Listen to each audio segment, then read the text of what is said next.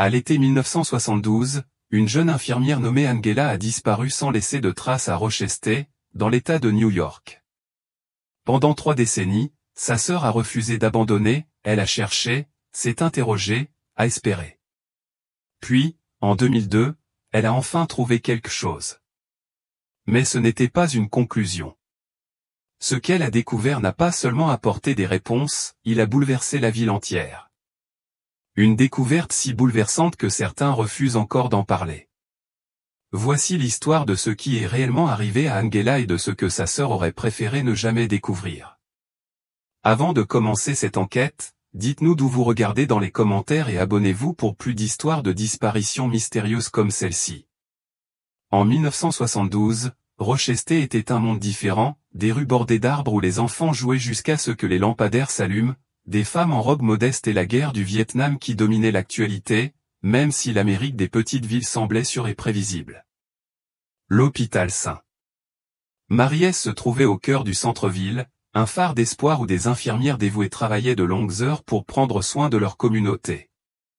L'été 1972 était particulièrement beau, des journées chaudes et ensoleillées, idéales pour des balades à vélo dans des quartiers tranquilles. L'essence coûtait 36 cents le gallon, et seules quelques familles possédaient un véhicule à l'époque, le vélo était donc un moyen de transport courant. Le rythme de vie était plus lent, plus confiant. Les voisins se connaissaient par leur nom, les portes restaient déverrouillées et une jeune femme pouvait faire du vélo seule sans crainte. Ce monde paisible allait être bouleversé par un événement qui allait hanter Rochester pendant des décennies. Angela Marie Thompson avait 32 ans cet été-là, mais son sourire éclatant et son optimisme la faisaient paraître plus jeune.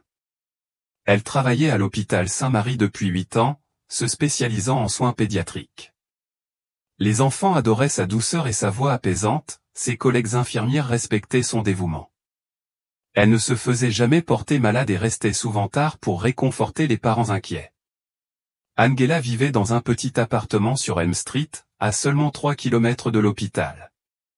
Chaque matin, elle se rendait au travail sur son vélo chouine bleu poudre, sa coiffe d'infirmière blanche fixée par des épingles à cheveux et un panier en osier fixé au guidon pour son déjeuner et ses effets personnels. Elle économisait pour s'acheter une petite maison et rêvait d'un jardin où elle pourrait cultiver des fleurs. Angela ne s'était jamais mariée, mais elle ne se sentait pas seule, elle considérait ses patients et ses collègues comme sa famille élargie. Margaret Thompson, la sœur cadette d'Angela de 3 ans, vivait juste à l'autre bout de la ville avec son mari et ses 2 jeunes enfants. Les sœurs se parlaient sans relâche tous les mardis soirs, racontant des anecdotes sur le travail, la famille et leurs rêves. Margaret plaisantait souvent en disant qu'Angela était la bonne, toujours prête à aider les autres, jamais à se plaindre, rayonnant de gentillesse partout où elle allait. Leur enfance avait été difficile après le divorce de leurs parents alors qu'elles étaient adolescentes, mais les sœurs s'étaient soutenues mutuellement en toutes circonstances. Margaret gardait un double des clés de l'appartement d'Angela et arrosait ses plantes lorsqu'elle faisait des doubles journées. En échange, Angela gardait les enfants de Margaret et leur apportait des petits cadeaux de la boutique de l'hôpital. Elles avaient pour tradition de se retrouver autour d'un café tous les dimanches après la messe, discutant de tout, des recettes aux romans d'amour. Margaret chérissait ces moments, sans jamais imaginer à quel point ces souvenirs deviendraient précieux. Le lundi 12 juin 1972 commença comme n'importe quelle autre journée à l'hôpital Saint-Marie. Angela arriva pour son service du matin, gara son vélo derrière l'entrée du personnel et se rendit au service pédiatrique. Elle s'occupa des jeunes patients, administra les médicaments et réconforta les familles inquiètes. L'infirmière Patricia Collins se souvenait d'avoir vu Angela discuter du cas difficile d'un garçon de 6 ans atteint d'une pneumonie. Angela resta 20 minutes supplémentaires pour réconforter la mère du garçon et promit de prendre des nouvelles de lui lors de la relève du soir. Angela est sortie avec 15 minutes de retard, a récupéré son vélo, a salué l'agent de sécurité qui a remarqué qu'elle semblait pensive, mais pas angoissée, a ajusté sa casquette blanche et a pédalé vers la rue. C'était la dernière fois que quelqu'un à l'hôpital la verrait vivante. Son itinéraire pour rentrer chez elle était prévisible, sortir du parking de l'hôpital, tourner à gauche sur Main Street, puis à droite sur Oak Avenue, la suivre sur environ 1,5 km avant de tourner dans les rues résidentielles plus calmes menant à son appartement. Madame Eleanor Hutchkin, arrosant son jardin sur Oak Avenue, vit Angela passer à vélo, lui faisant signe de la main comme à son habitude. Angela paraissait normale, voire joyeuse, sa coiffe d'infirmière parfaitement en place malgré la douce brise de l'après-midi. Mais quelques pas entre Oak Avenue et Elm Street, Angela disparut. Son vélo, sa casquette, son petit sac à main avec un badge d'hôpital ont tout disparu comme si elle s'était évaporée dans l'air estival. La distance entre la maison de Madame Hutchkin et l'appartement d'Angela était inférieure à 800 mètres. Ce qui s'est passé durant ces minutes cruciales reste un mystère. À 18 heures, Margaret commença à s'inquiéter. Angela appelait toujours après son service pour prendre des nouvelles des enfants et partager sa journée. Comme le téléphone restait silencieux, Margaret essaya d'appeler l'appartement d'Angela, mais sans réponse. À 19h30, elle se rendit en voiture à l'immeuble d'Angela et frappa à sa porte. Silence. Munie de son double de clés, elle entra dans l'appartement bien rangé, le lit d'Angela était fait, sa tasse de café du matin lavée et rangée, mais rien ne laissait présager son retour. Margaret s'est renseignée auprès du propriétaire, qui n'avait pas vu Angela revenir. Elle a appelé l'hôpital Saint-Marie, Angela était partie à l'heure prévue et n'avait prévu de rentrer que chez elle. À la tombée de la nuit, l'inquiétude de Margaret s'est transformée en une véritable peur. Angela était responsable, prévisible et dévouée à sa routine. Elle ne disparaîtrait jamais sans explication. Quelque chose clochait terriblement. À 20h45, Margaret a appelé le bureau du département de police de Rochester. Le sergent Williams écouta ses inquiétudes avec un désintérêt apparent. Les femmes adultes, expliqua-t-il, avaient le droit de disparaître si elles le souhaitaient. Peut-être Angela avait-elle rencontré quelqu'un, décidé de partir en voyage spontanément, ou simplement eu besoin de passer du temps seule. Margaret insista sur le fait que cela ne lui ressemblait absolument pas, Angela était responsable, attentionnée et n'inquiéterait jamais délibérément sa famille. Le sergent suggéra d'attendre 24 heures avant de signaler une disparition.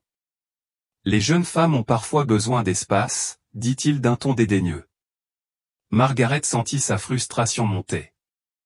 Elle connaissait sa sœur mieux que quiconque, Angela ne faisait pas de voyage spontané, n'avait pas de petits amis secrets et n'abandonnerait certainement pas ses patients sans prévenir. Elle exigea de parler à un inspecteur, mais on lui répondit qu'aucun n'était disponible pour les situations non urgentes. En quittant le commissariat, Margaret se sentit complètement seule. Si la police ne l'aidait pas immédiatement, elle devrait commencer à chercher elle-même. Le temps filait, et chaque minute comptait. Mardi matin, lorsqu'Angela ne s'est pas présentée à son service à l'hôpital, Margaret a compris que ses pires craintes étaient justifiées. Elle s'est déclarée malade à son travail et a organisé des recherches. Son mari, Tom, a d'abord partagé le scepticisme de la police, mais a accepté de l'aider après avoir constaté la détermination de Margaret.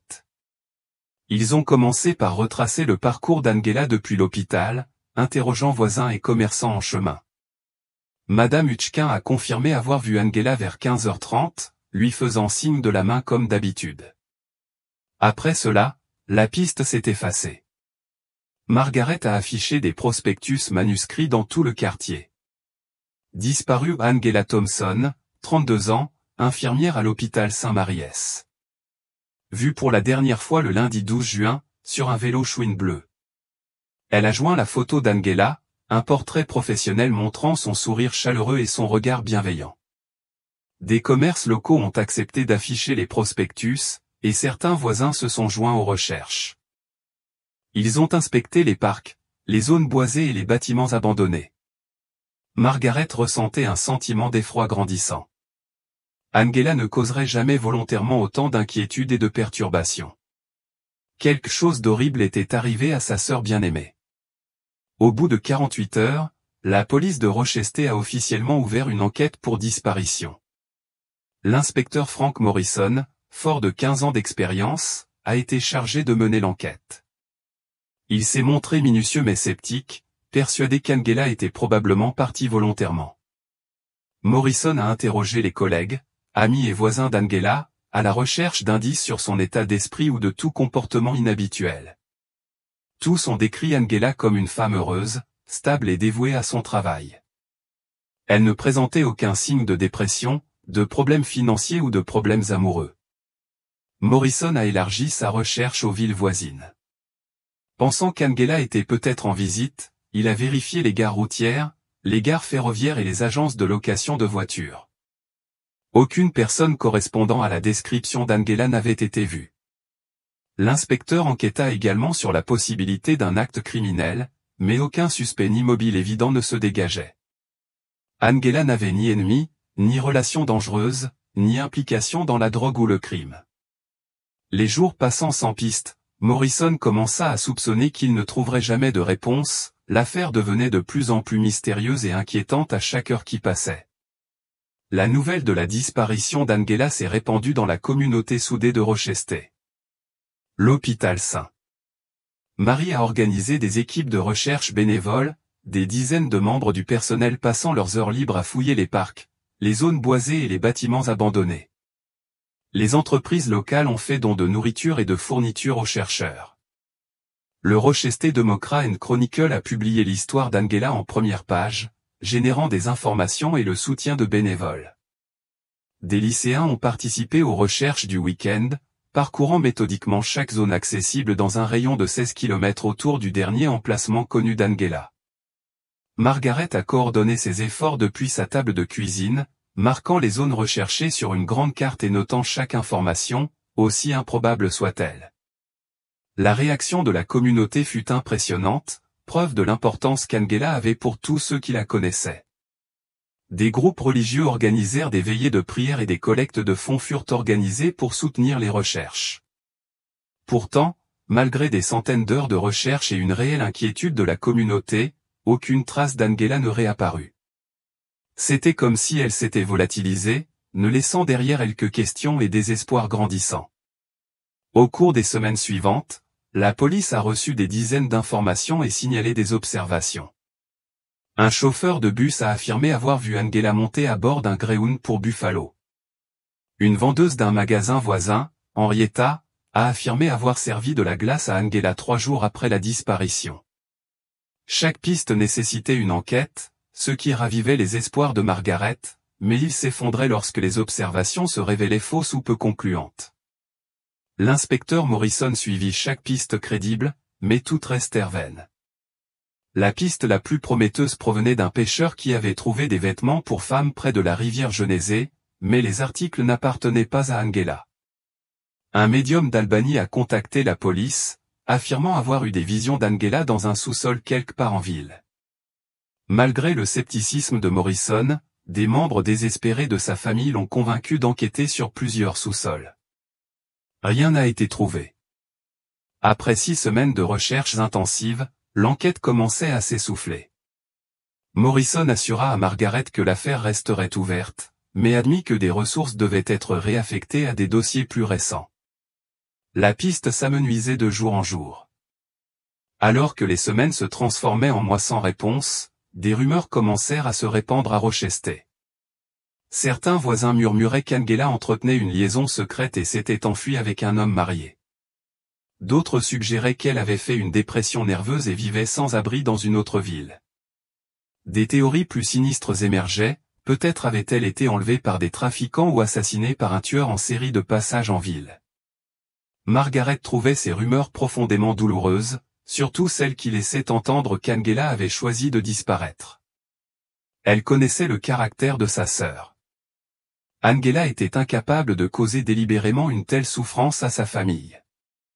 Les rumeurs reflétaient le besoin de donner un sens à l'inexplicable, mais elles révélaient aussi des vérités dérangeantes sur la rapidité avec laquelle la réputation d'une personne disparue pouvait être détruite par les spéculations. Margaret commença à éviter certains voisins et certaines réunions sociales où elle risquait d'entendre des ragots blessants sur Angela. La vérité était déjà suffisamment affreuse sans qu'il faille y ajouter des accusations infondées. Elle préférait concentrer son énergie sur la poursuite des recherches plutôt que de défendre la mémoire de sa sœur contre des rumeurs infondées. À mesure que l'inspecteur Morrison interrogeait d'autres témoins potentiels, des récits contradictoires ont émergé, compliquant l'enquête. Harold Jenkins, un ouvrier du bâtiment, a affirmé avoir vu Angela parler à un homme dans une berline foncée près de l'angle des rues Oképine vers 16 h le 12 juin. Cependant, l'adolescent Billy Crawford a affirmé avoir vu Angela rouler à vélo vers Maple Street à peu près au même moment, dans une direction complètement différente. Madame Dorothy Walsh était certaine d'avoir aperçu Angela entrant dans Riverside Park, mais l'agent d'entretien du parc, José Martinez, y avait travaillé tout l'après-midi et n'avait vu personne correspondant à sa description. Ces observations contradictoires frustrèrent Morrison et donnèrent de faux espoirs à Margaret. Chaque témoin semblait sincèrement convaincu de ce qu'il avait vu, mais leurs récits ne pouvaient pas tous être vrais. Morrison commença à soupçonner que des gens comblaient inconsciemment des trous dans sa mémoire ou confondaient peut-être Angela avec d'autres femmes. Il réalisa que l'esprit humain n'était pas un enregistreur fiable des événements. Ces récits contradictoires rendaient impossible de déterminer où se trouvait réellement Angela après avoir quitté le terrain de Madame Hutchkin sur Oak Avenue. À l'automne 1972, l'inspecteur Morrison avait épuisé la plupart des méthodes d'enquête conventionnelles. Le compte bancaire d'Angela est resté intact, ce qui suggère qu'elle n'avait pas retiré d'argent pour un départ prévu. Son appartement ne présentait aucun signe de déménagement précipité ni de lutte. Les dossiers médicaux ne révélaient aucun antécédent de maladie mentale ni d'idées suicidaires. Morrison a élargi l'enquête aux États voisins, en coordination avec les services de police de Pennsylvanie, de l'Ohio et du Vermont. Des bulletins de disparition furent diffusés dans tout le pays, mais ne générèrent aucune piste crédible. L'inspecteur consulta même des agents du FBI spécialisés dans les cas de disparition, mais ils ne trouvèrent aucune preuve reliant la disparition d'Angela à des activités criminelles connues. Les supérieurs de Morrison commencèrent à le presser de se concentrer sur des affaires plus récentes et plus prometteuses. Le dossier d'Angela Thompson fut progressivement relégué dans un tiroir de son bureau, qu'il ressortit occasionnellement à chaque nouvelle information, mais qui, le reste du temps, prenait la poussière. Margaret se sentait de plus en plus frustrée par la réaction de la police, sentant qu'elle avait perdu espoir. Elle refusait d'accepter que sa sœur ait simplement disparu sans explication, mais ne savait pas quoi faire d'autre. Frustrée par l'impasse de l'enquête policière, Margaret décida d'engager un détective privé avec l'argent du compte épargne d'Angela. Robert Shen, un ancien inspecteur de police spécialisé dans les affaires de disparition, a accepté d'examiner les preuves et de mener de nouveaux interrogatoires. Shen a fait preuve de rigueur et de professionnalisme, mais après 3 semaines d'enquête, il s'est retrouvé dans la même impasse que la police. Il soupçonnait un acte criminel, mais n'a pu identifier aucun suspect ni trouver de preuves matérielles. Désespérée de trouver des réponses, Margaret a également consulté plusieurs médiums recommandés par d'autres familles de disparus. La plupart lui ont offert des informations vagues et générales, mais une femme nommée Madame Rosa a affirmé avoir pressenti qu'Angela était coincée dans l'obscurité, quelque part près de l'eau. Cela a conduit à des recherches supplémentaires le long de la rivière Ressé et de ses affluents, mais en vain. Margaret a dépensé des centaines de dollars pour ces approches alternatives, une somme que la famille pouvait à peine se permettre, mais elle a estimé qu'elle devait explorer toutes les possibilités. Le détective privé et les voyants lui ont apporté un soutien émotionnel, mais aucune réponse concrète sur le sort d'Angela. Le mystère persistant de la disparition d'Angela a commencé à peser lourdement sur la famille de Margaret. Son mari, Tom, initialement solidaire, s'est senti frustré par l'obsession de Margaret pour les recherches. Leurs jeunes enfants, âgés de 6 et 4 ans, ne comprenaient pas pourquoi maman était toujours triste et distraite. Margaret avait du mal à dormir, restant souvent éveillée, imaginant des scénarios terribles sur le sort d'Angela. Elle perdit du poids et développa des maux de tête chroniques dus au stress. Tom lui suggéra de consulter un thérapeute, mais Margaret insista sur le fait qu'elle ne pourrait trouver de repos tant qu'Angela ne serait pas retrouvée. Leur mariage se tendit, Margaret consacrant de plus en plus de temps et d'argent aux recherches. Les membres de sa famille élargie, initialement compatissants, ont commencé à suggérer à Margaret de tourner la page et d'accepter la réalité. Ces commentaires bien intentionnés la blessaient profondément. Comment pouvait-elle abandonner sa sœur ? Margaret se sentait de plus en plus isolée, comme si elle était la seule à croire encore qu'Angela méritait d'être retrouvée. Le chagrin la transformait, passant d'une épouse et d'une mère heureuse à une personne rongée par la perte et la détermination. La famille se fracassait sous le poids des questions sans réponse. Malgré l'épreuve émotionnelle, Margaret refusait de laisser le souvenir d'Angela s'effacer. Elle maintenait l'appartement d'Angela tel qu'il était, payant le loyer chaque mois et lui rendant visite chaque semaine pour arroser les plantes et épousseter les meubles. Les uniformes d'infirmière d'Angela étaient toujours accrochés dans le placard, et ses livres préférés étaient toujours empilés sur la table de nuit. Margaret a créé un album relatant les recherches, des coupures de presse et des souvenirs partagés par les amis et collègues d'Angela. Elle a organisé des cérémonies commémoratives annuelles à l'hôpital Saint-Maries, où les collègues d'Angela ont partagé des anecdotes sur sa gentillesse et son dévouement. Margaret a également créé un petit fonds de bourse pour les étudiants en soins infirmiers, garantissant ainsi la pérennité de l'engagement d'Angela envers les autres. Ces activités lui ont apporté un certain réconfort, mais n'ont pas suffi à combler le vide laissé par l'absence d'Angela. Margaret a écrit des lettres à Angela, les conservant dans une boîte spéciale, expliquant la situation familiale et lui exprimant son amour indéfectible et sa détermination à trouver des réponses. Ces rituels aidèrent Margaret à surmonter l'incertitude tout en gardant l'espoir qu'un jour, d'une manière ou d'une autre, la vérité éclaterait sur ce qui était arrivé à sa sœur bien-aimée. Entre 1972 et 1973, puis 1974, l'affaire d'Angela disparut peu à peu de l'attention du public.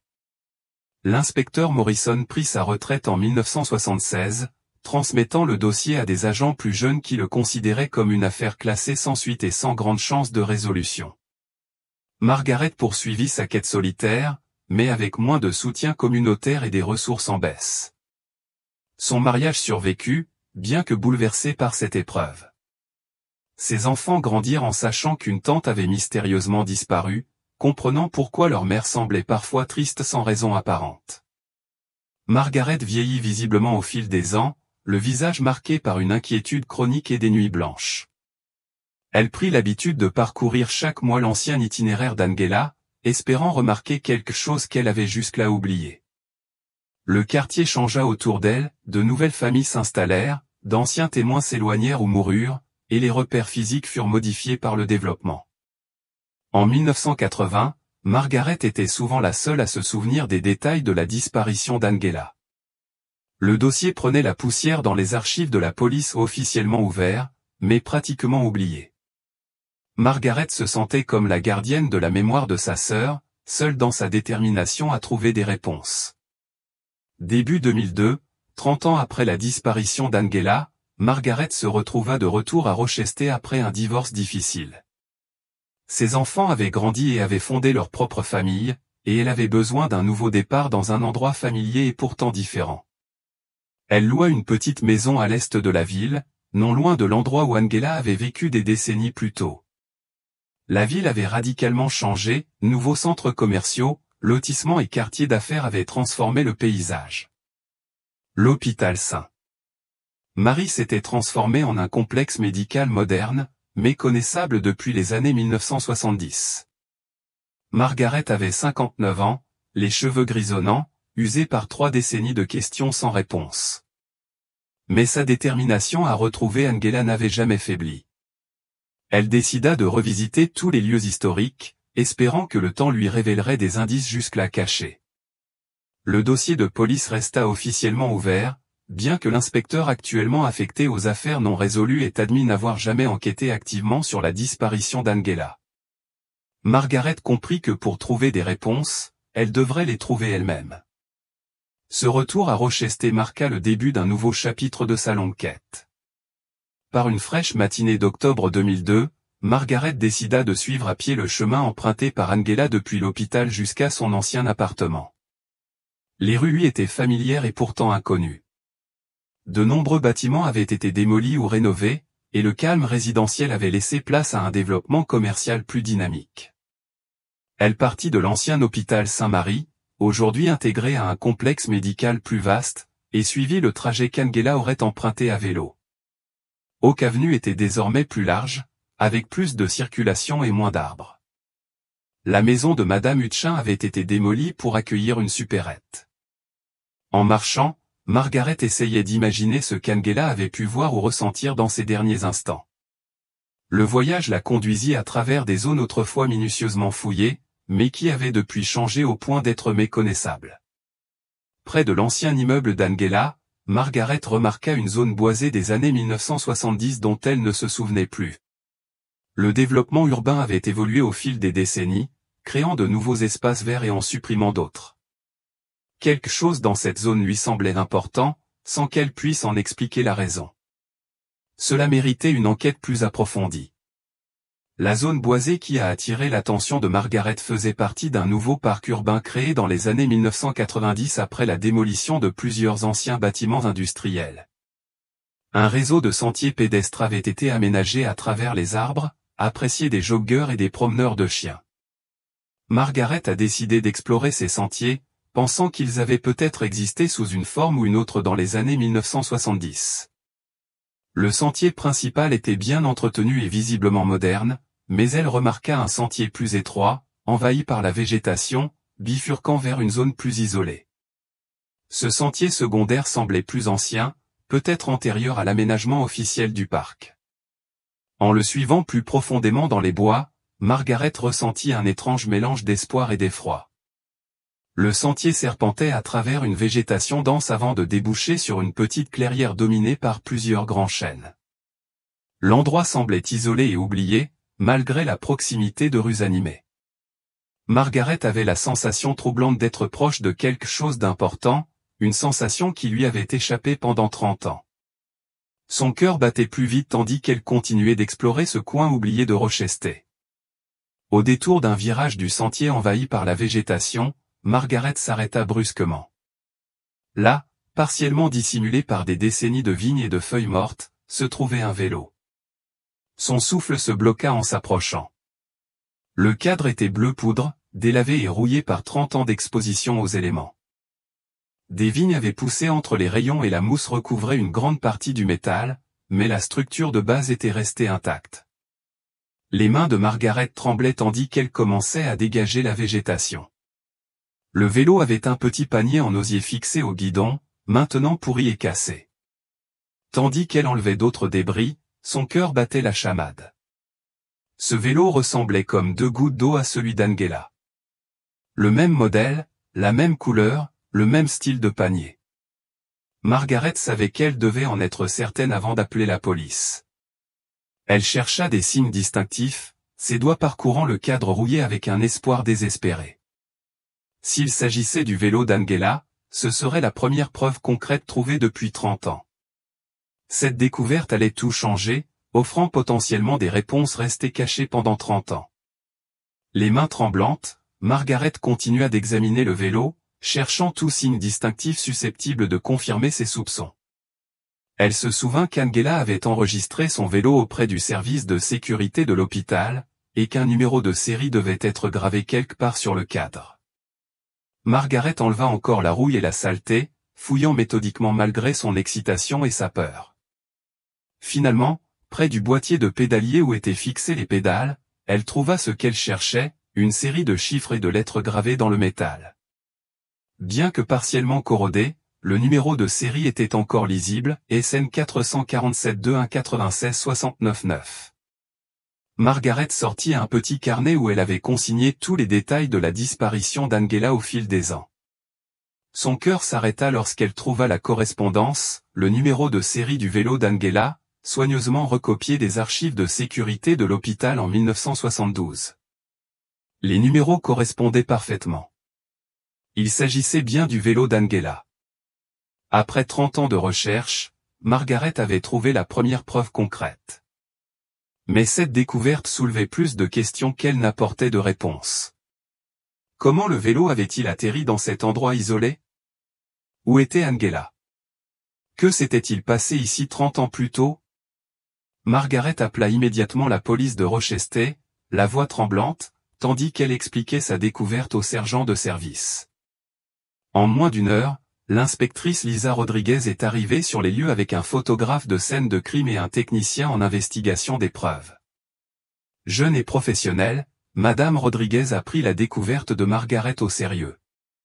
Elle a soigneusement documenté l'emplacement et l'état du vélo, prenant des dizaines de photos sous tous les angles. Le numéro de série a été photographié et vérifié par rapport au rapport de disparition initial.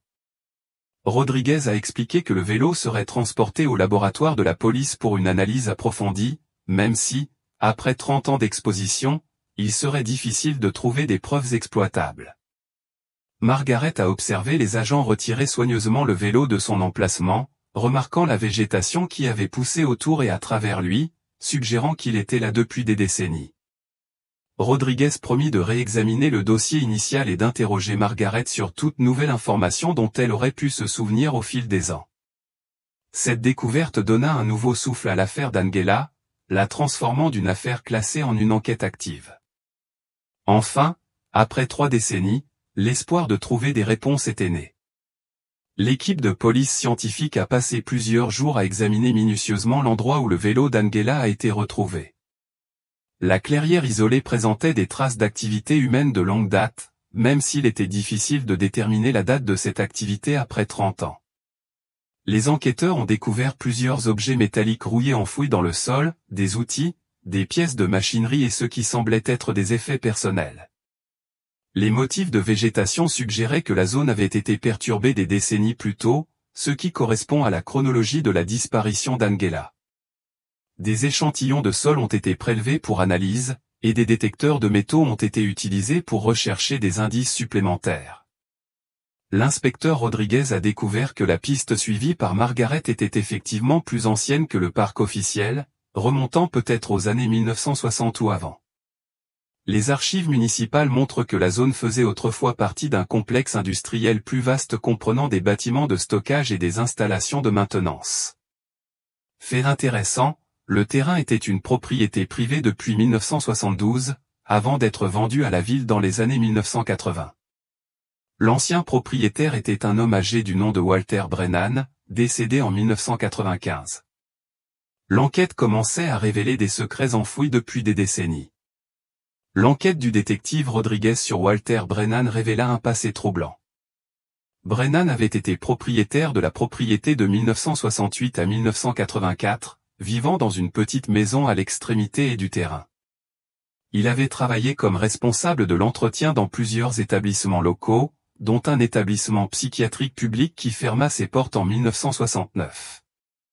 Ses voisins des années 1970, eux-mêmes âgés aujourd'hui, se souvenaient de Brennan comme d'un homme reclus qui décourageait les visiteurs et plaçait des panneaux d'interdiction d'entrée sur toute sa propriété. Les archives du comté montrent que la police avait brièvement interrogé Brennan lors de l'enquête initiale sur la disparition d'Angela, mais il avait fourni un alibi et n'avait jamais été considéré comme un suspect sérieux. Plus troublant encore fut la découverte par Rodriguez que Brennan avait été interrogé dans le cadre de 2 autres affaires de disparition dans les années 1960, impliquant toutes 2 des jeunes femmes disparues sans laisser de traces. Dans chaque cas, l'insuffisance des preuves avait empêché toute inculpation. Les anciens voisins de Brennan le décrivaient comme un homme étrange et inquiétant, mentionnant qu'il travaillait souvent la nuit et semblait s'intéresser particulièrement aux jeunes femmes qui passaient devant sa propriété. La tendance devenait de plus en plus suspecte. L'enquête de Rodriguez révéla que Walter Brennan avait travaillé à l'hôpital d'État de Riverside de 1965 à 1969, date à laquelle l'établissement fut fermé en raison de coupes budgétaires et d'une évolution des mentalités en matière de soins psychiatriques. L'hôpital avait accueilli des patients souffrant de diverses pathologies, notamment des patients internés contre leur gré par leur famille ou par les tribunaux.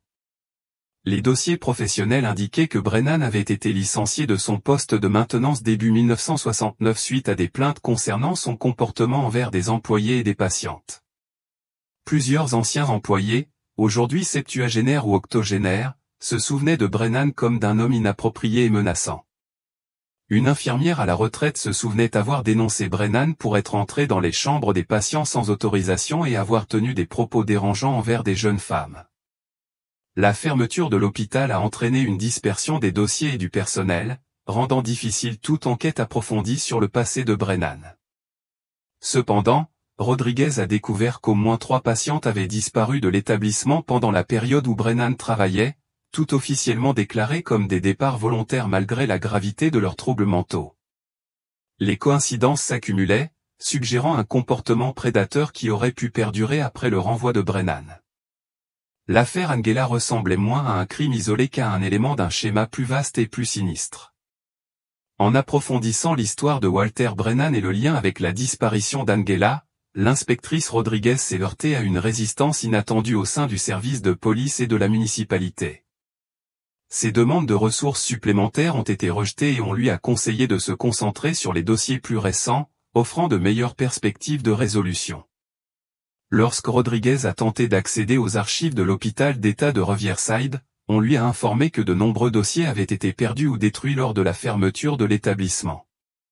Les autorités municipales semblaient réticentes à mener une enquête susceptible de révéler des défaillances et des dissimulations institutionnelles vieilles de plusieurs décennies.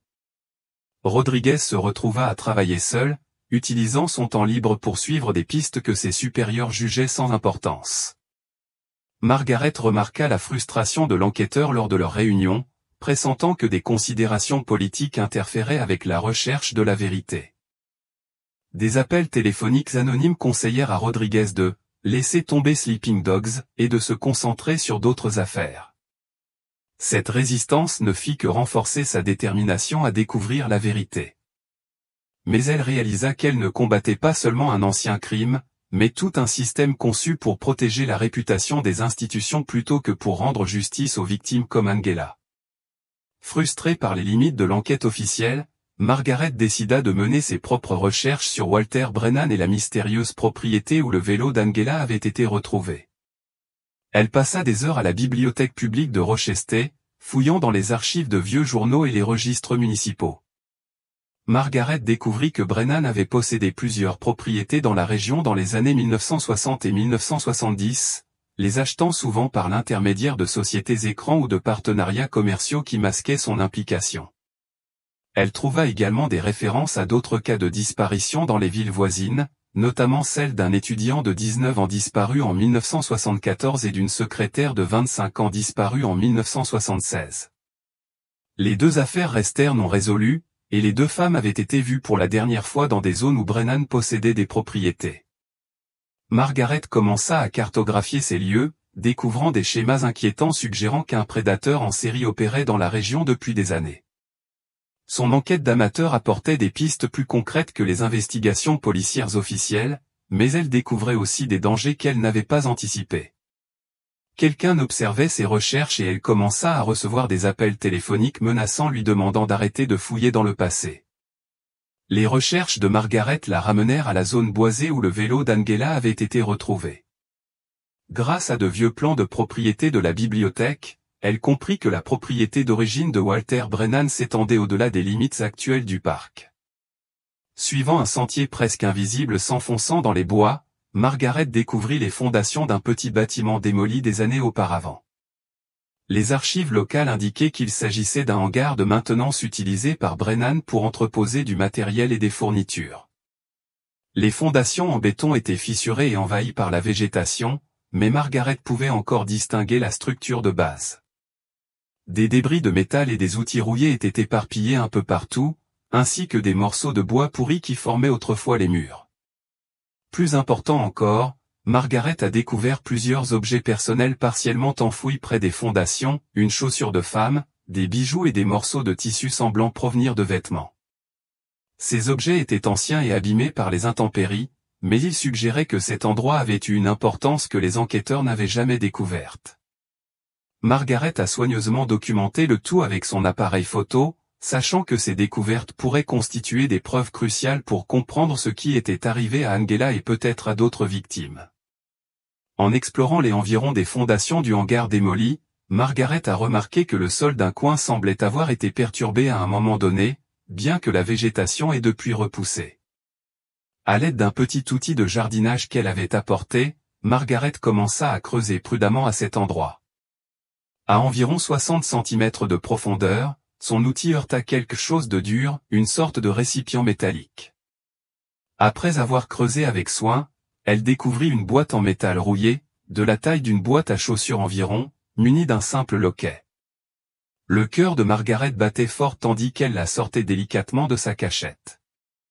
Malgré des années passées sous terre, le conteneur avait protégé son contenu d'une décomposition complète.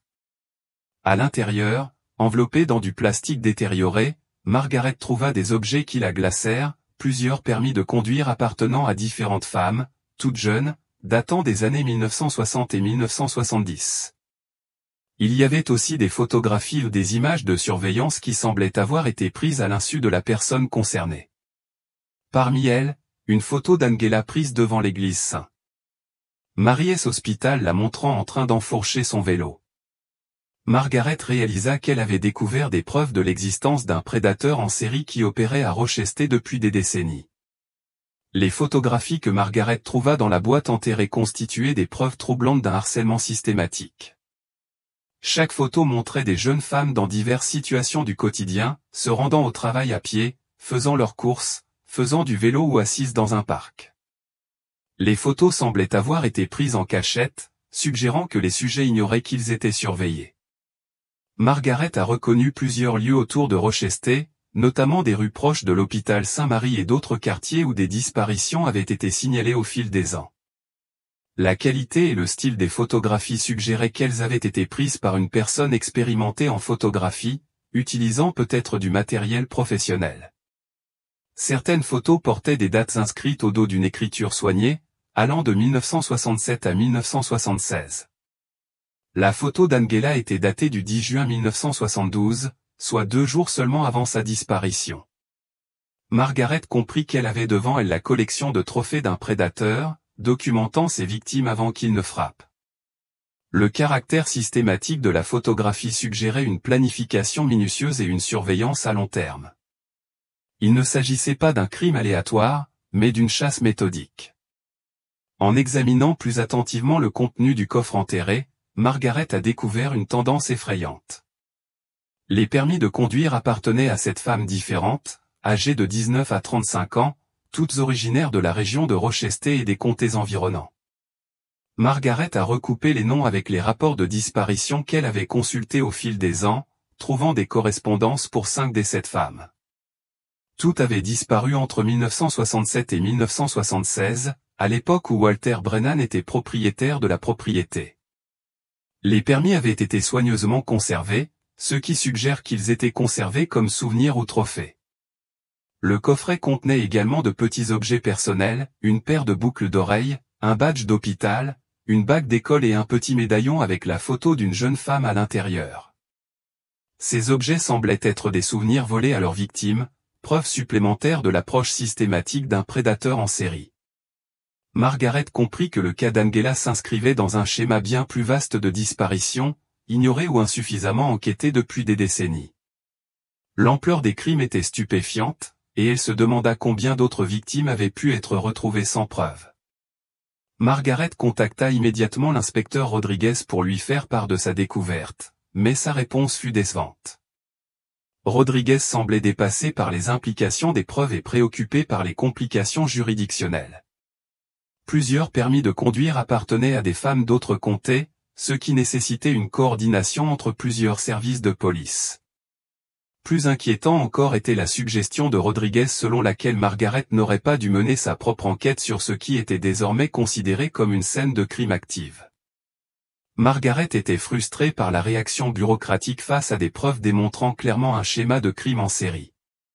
Elle décida de contacter les médias locaux, espérant que la pression publique forcerait les autorités à prendre l'affaire plus au sérieux. Channel 8 News accepta d'interviewer Margaret sur ses découvertes, tout en se montrant prudente quant aux accusations portées contre un homme décédé incapable de se défendre. Margaret comprenait leurs inquiétudes, mais estimait que les victimes méritaient que leur histoire soit racontée. Elle était déterminée à faire en sorte qu'Angela et les autres femmes ne soient pas oubliées, même si cela impliquait de remettre en question le système qui les avait laissés tomber pendant tant d'années. La vérité éclatait enfin, mais le combat pour la justice ne faisait que commencer. L'interview de Margaret sur Channel 8 News, diffusée le 15 novembre 2002, suscita immédiatement l'intérêt du public et la controverse. Intitulée « Découverte d'une affaire non résolue, la sœur d'une infirmière disparue découvre des preuves de crime en série », l'émission mettait en scène Margaret tenant la photo d'Angela à l'hôpital tout en décrivant la découverte du vélo et de la boîte de preuves. Enterrée. L'émission comprenait des interviews d'anciens voisins qui se souvenaient de Walter Brennan et d'experts qui discutaient de l'importance des preuves matérielles. Quelques heures après la diffusion, Le service de police a reçu des dizaines d'appels de téléspectateurs se souvenant d'autres cas de disparition ou disposant d'informations sur Brennan. Plusieurs résidents âgés ont témoigné du comportement suspect de Brennan, rapportant notamment qu'il suivait des jeunes femmes et avait été retrouvé sans autorisation sur une propriété privée.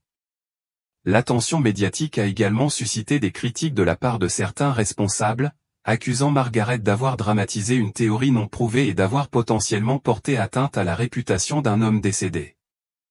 Cependant, la réaction du public a été massivement favorable aux efforts de Margaret pour trouver des réponses sur la disparition de sa sœur. L'affaire a été reprise par les médias régionaux, ce qui a relancé l'attention sur l'affaire et a incité les autorités à mener une enquête approfondie sur les preuves. Alors que l'attention médiatique s'intensifiait, Margaret a commencé à se heurter à une résistance plus agressive de la part de diverses institutions.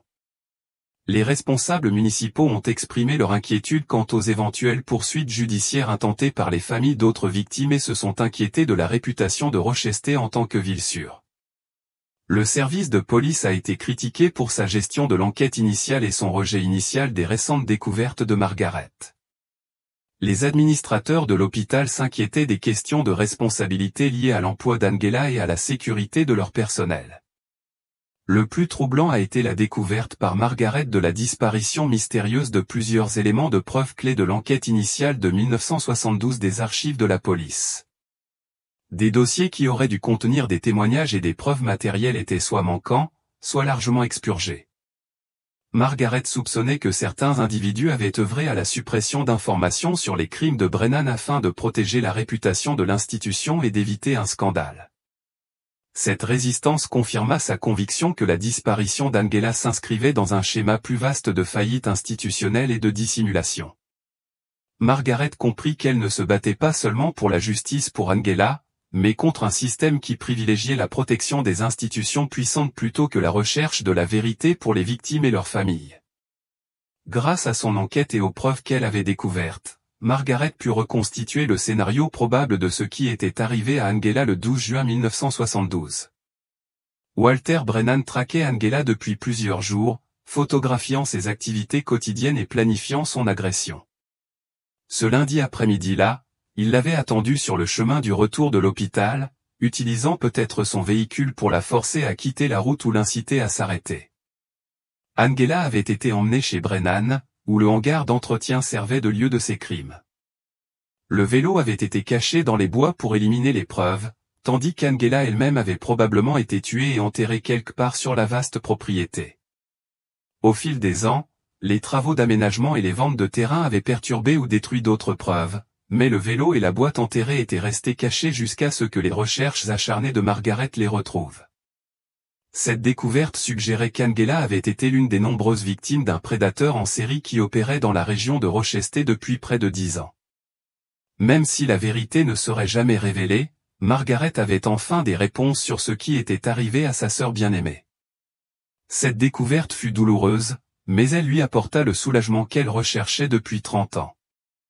Malgré les preuves irréfutables découvertes par Margaret, justice restait inaccessible pour Angela et les autres victimes. Walter Brennan était décédé en 1995, emportant ses secrets dans la tombe, hors de portée des poursuites pénales. Le délai de prescription avait expiré pour de nombreux crimes connexes, et une grande partie des preuves matérielles avait été compromise par des décennies d'exposition et de contamination. Plusieurs autres suspects, potentiellement complices ou au courant des crimes de Brennan, étaient également décédés ou trop âgés pour être jugés. L'enquête policière, bien que rouverte, a progressé lentement en raison de l'ancienneté du dossier et des ressources limitées. Margaret s'est retrouvée dans la situation frustrante d'avoir résolu le mystère de la disparition d'Angela sans pouvoir obtenir pleinement justice. Elle a cependant trouvé un certain réconfort à l'idée que la vérité avait enfin été révélée et que d'autres familles pourraient trouver la paix grâce à ces découvertes. Cette affaire a démontré comment les défaillances institutionnelles et les lenteurs de la justice pouvaient permettre aux prédateurs d'agir en toute impunité, tandis que les familles des victimes souffraient dans l'ignorance. La détermination de Margaret avait réussi là où le système officiel avait échoué, mais le coût avait été énorme pour toutes les personnes impliquées. Elle conservait la photo d'Angela à l'hôpital dans un cadre argenté sur sa cheminée, pouvant enfin contempler l'image de sa sœur sans le poids écrasant des questions sans réponse. La vérité sur le sort d'Angela était horrible, mais savoir valait mieux que 30 ans d'interrogation et d'espoir. Margaret avait réussi sa mission de recherche de réponses. Mais son périple avait révélé des vérités troublantes sur les défaillances institutionnelles, les dissimulations et la vulnérabilité des jeunes femmes dans des communautés apparemment sûres. Elle a créé une fondation pour soutenir les familles de personnes disparues et plaider en faveur de meilleures procédures policières dans les enquêtes sur les affaires non résolues. Elle a également collaboré avec les législateurs pour allonger les délais de prescription des crimes graves et améliorer les procédures de conservation des archives afin d'éviter la disparition des preuves. En repensant à ces 3 décennies de recherche, Margaret a réalisé que ce qu'elle avait trouvé n'était pas seulement un vélo dans les bois, c'était la porte d'entrée vers quelque chose de bien plus sombre, caché à la vue de tous. Cette découverte avait révélé non seulement le sort d'Angela, mais aussi l'échec systématique des institutions à protéger les personnes vulnérables et à rendre justice aux victimes. Certaines portes, une fois ouvertes, ne pouvaient plus jamais se refermer, et la vérité allait continuer de hanter Rochester bien après la disparition de Margaret. L'histoire d'Angela nous rappelle que certaines affaires de disparition ne se clôturent jamais vraiment, même lorsque des réponses sont trouvées des décennies plus tard.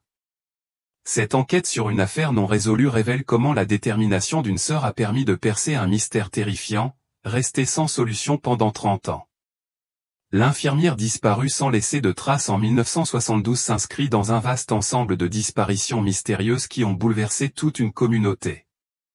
Si les histoires vraies et les mystères non résolus comme cette enquête sur une personne disparue vous fascinent, abonnez-vous pour découvrir d'autres histoires de disparition pleines de suspense.